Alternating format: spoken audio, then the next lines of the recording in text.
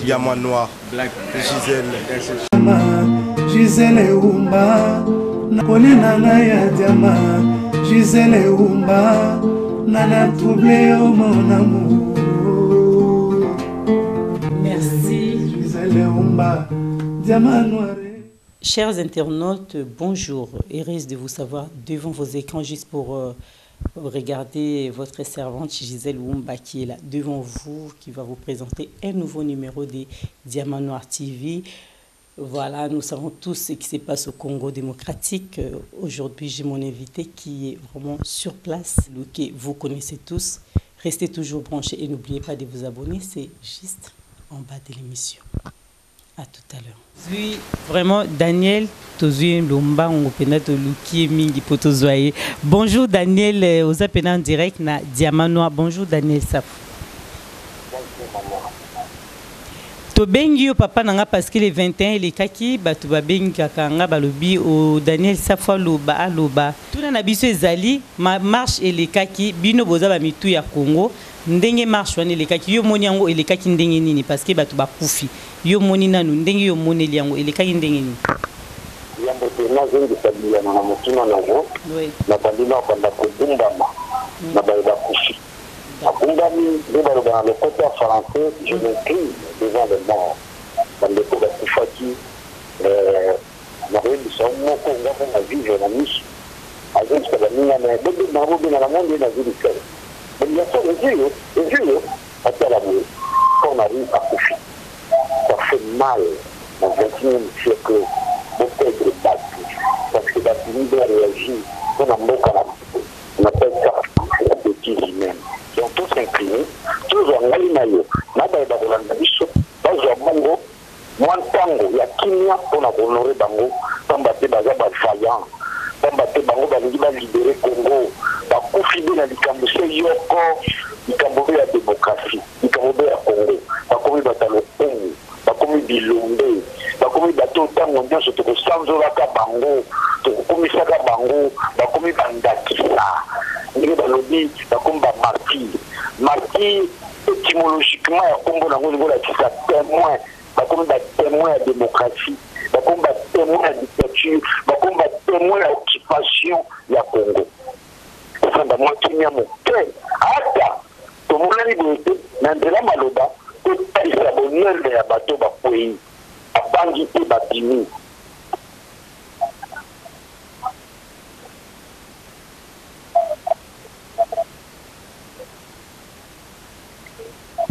merci.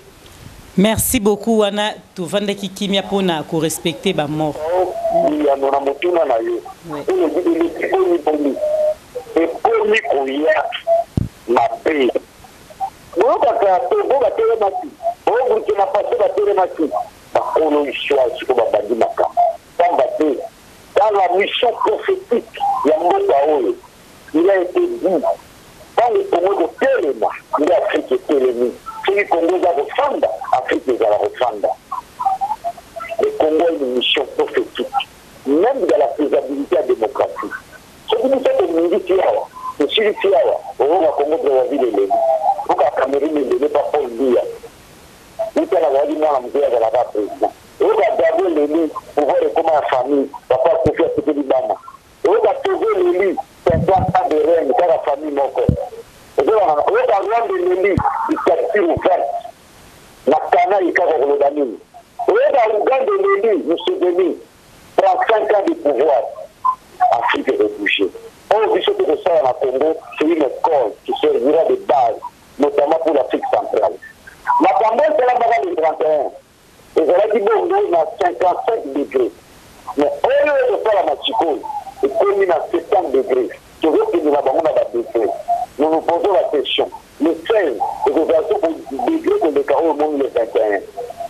Mais quand on sait qu'il y a le 16 et le 10 degrés, on les a dit, ah, donc il y a le bas de Congolais, déjà, déjà, Bayaya, déjà, la dictature, le 31 est fini. Le 21 est fini. Nous nous disons aujourd'hui, et vous allez tout ça pour la communauté internationale, il y a la baveur de Maë. Nous sommes préoccupés de la situation du Congo. Ah, nous sommes au Rwanda, c'est ce que j'appelle la dynamique interne de lions tranquilles, à millions impitoyables, insaisissables, pour comprendre des stratégies pas ces actes. Sorti de sa tranquillité, donc le 21, ils avaient une démonstration de force. La Mondiango, l'événement 21 est créé comme rapport de force pour monter à la bouille. Rive gauche, rive droite. C'est la rive gauche, 80 millions. Vous voyez, rive gauche, nous sommes là. Quand moi, je suis là, chef de clan. Donc, ça veut dire que la machine est mise en place. Le peuple est bon. L'action est programmée. Il y a implication, il y a Congolais nyonso. Nous sommes sur la cima cardinal, nous sommes sur la cima Félix. On devait la monstre à double pied. D'un côté, c'est l'opposition, de l'autre côté, c'est l'église. Mais Nasuka Masolo, c'est les citoyens qui vont prendre le pays. D'autant plus que ce sont les citoyens qui fondent la République. Pour devenir République, ils vont refonder la République. Et qui vont refonder la République, ce sont des citoyens, des compatriotes. Donc, marche le 21, c'est la victoire de tout un peuple face à l'occupation, face à l'oppression, face à l'injustice. C'est ça. Donc, tout ça là. Maintenant, quand on est à l'union, il tombe toujours pour descendre biso Kanyaka.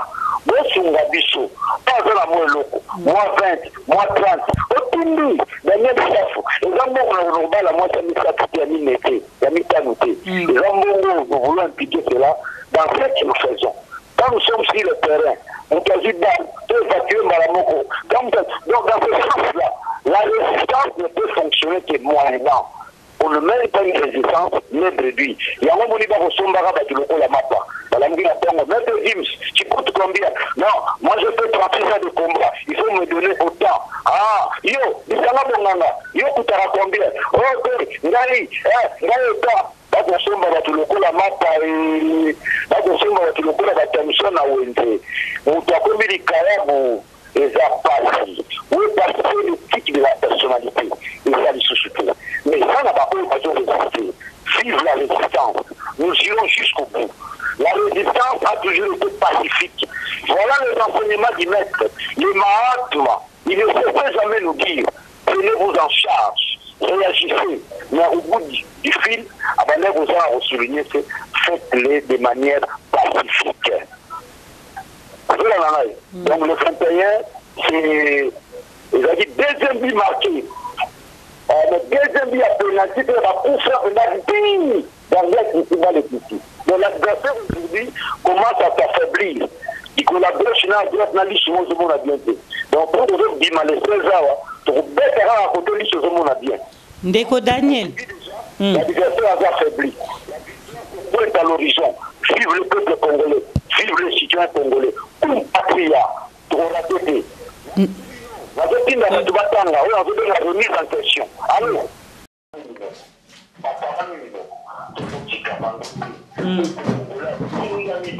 Oui.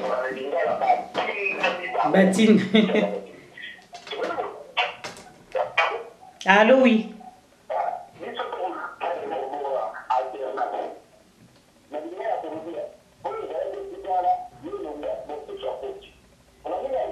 Nalandir.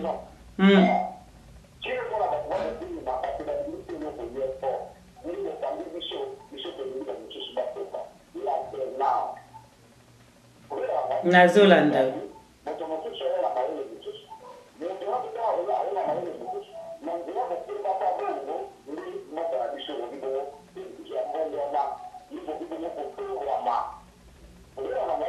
Nazolando.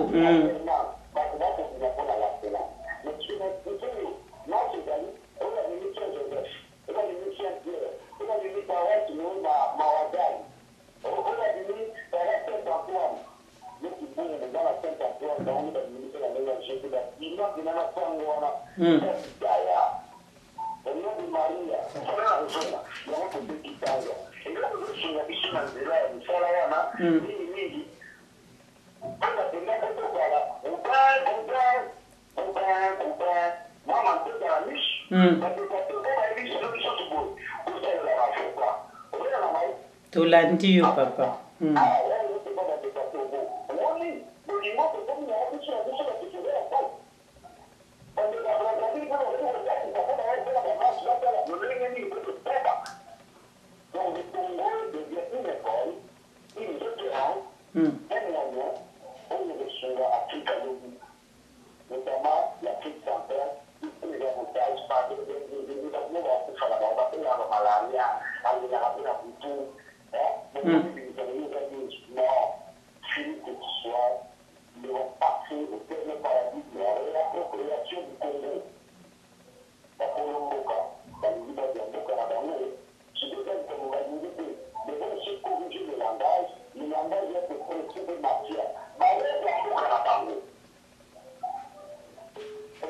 Nazolando papa.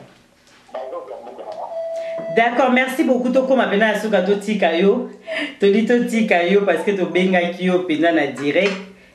Malobana yo asuka na peuple congolais oyo azolanda on ane o pona libération ya Congo okolobana tinini déjà ba yo ki pona association pe olobité. Bakanya on pona libération Congo moment to komi to bi bakanya to mo ta leki na de tande ndene na bina ko to mingo finga bana.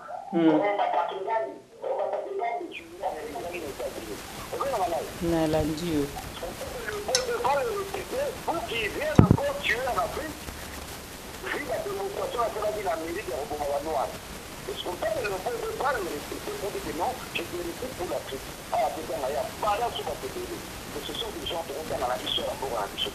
Donc, on passe à la barricade, on a fait des gens qui vont pas dire. Donc, il y a beaucoup de choses que nous devons faire, mais d'abord, l'utiliser du Congo. Même sur l'unité nationale, nous devons aller dans l'eau. Ok. La communauté internationale, avec la liberté du Congo, avec des expressions, nous sommes préoccupés. Parce que nous sommes préoccupés. Parce que nous sommes préoccupés sur la place. En 2001, il y avait des élections. Qui a placé le président au Congo? La première question à la tenir dans les comptes. Je vous remercie. Merci beaucoup Daniel, vraiment tout ce qui ça mon émission Bandeko Balandi Bolanda qui Daniel Safouana Boyoki Ende Diamant Noir Black